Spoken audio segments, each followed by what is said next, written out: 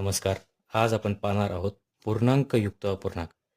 तर आपल्याला अगोदर पूर्णांकयुक्त अपूर्णांक सोडवताना काही नियम लक्षात ठेवायचे. ज्यामध्ये पहिला नियम आहे तो सोडवताना असं करावं लागतं, की पहिल्यांदा यांचा गुणाकार करून घ्यायचा 3 गुणिले 5 अधिक 1.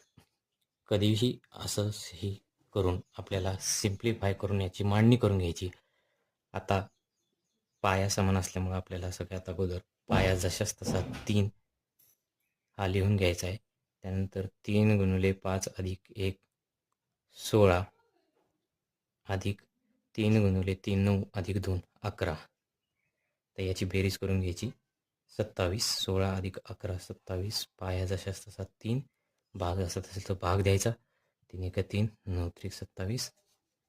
फायनल ॲन्सर असेल आपलं 9